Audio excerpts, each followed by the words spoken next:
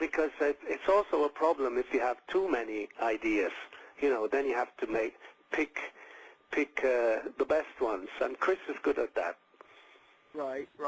So that was one of the things that I really recognized about this album, is that there seems to be a real harmony to it, and I think that really, from my perspective on listening to the band over the years, that this is a case where all the gears just seem to fit, and therefore, you end up giving a really good product when you have that atmosphere. Is that correct on that? Yeah. I mean, we were lucky, as I said, that in a way that we went through all the hardships and the breakup in the past, because we grew older and wiser. We learned a lot from our mistakes. I guess the lessons were learned, and hopefully, this will also last long into the future. Before we start making mistakes again, if we start to forget.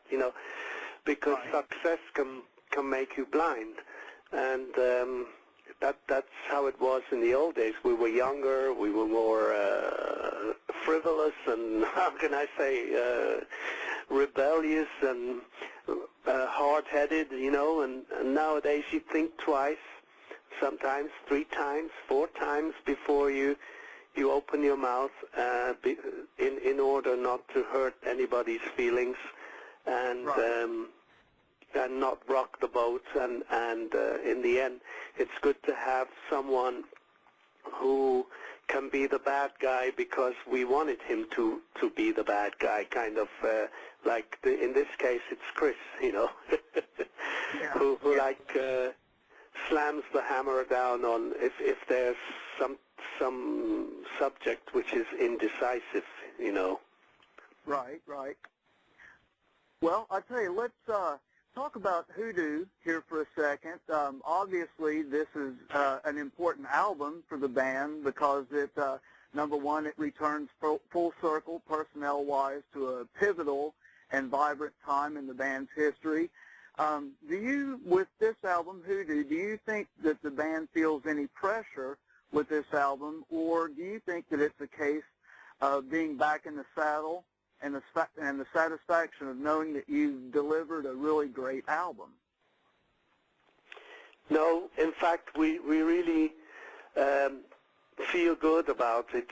In the beginning, as all artists, we have our doubts and insecurities, because in our heads we have a vast ocean of ideas which were not still unused, which is a good thing too. But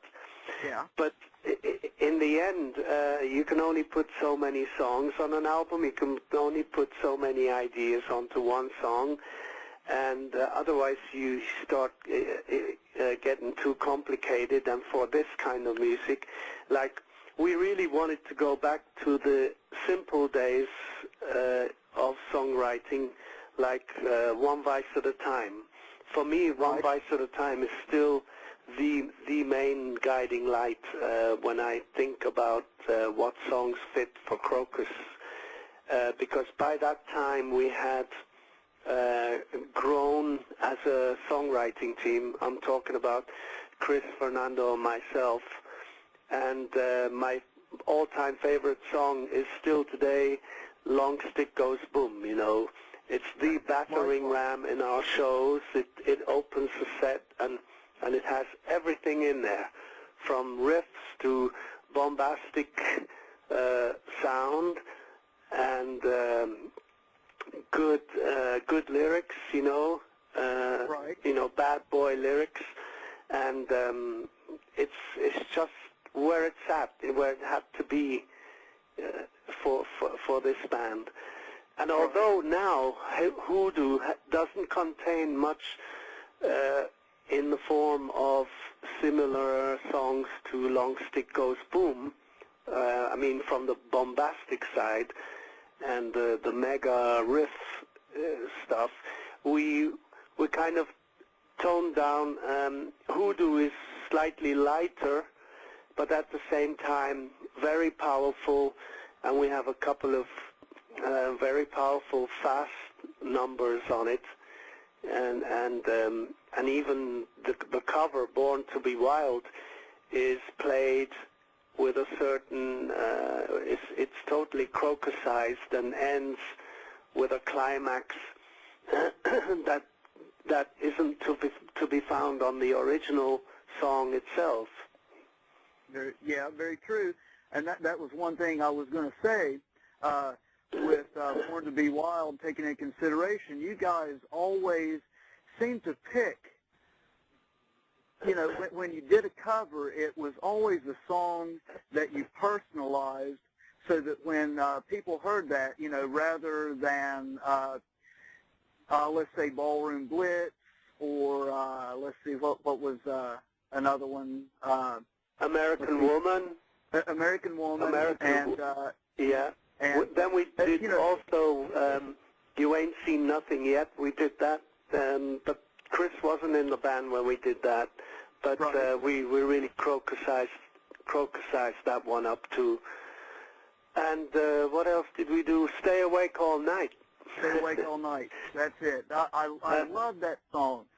That to me, especially from Fernando's end, you know, he just really took that song and reconstructed it as, you know, almost his signature, you know, riffs and the way that he plays the lead. And to me, a band that can take a cover song and make it their own, I mean, that is almost as impressive as writing a good song itself. Well, that's the challenge. That's that's where the kick is. Otherwise, why cover a song? You know, if you're just going to copy it. Yeah, and that brings to mind another song from one of my favorites. You did "School's Out" by Alice Cooper, and the first time I heard, that was the only one to chart. And I know that you would, just to lightly touch on this, you said that if Krokus was to ever be covered by another artist, that you would choose Alice Cooper to cover, let's see, what was it, Bad Boys from One Life at a Time. Bad Boys Ragdolls, yeah. Yeah. That would suit him. It would suit him. Anything with the word bad on it suits Alice. Yeah.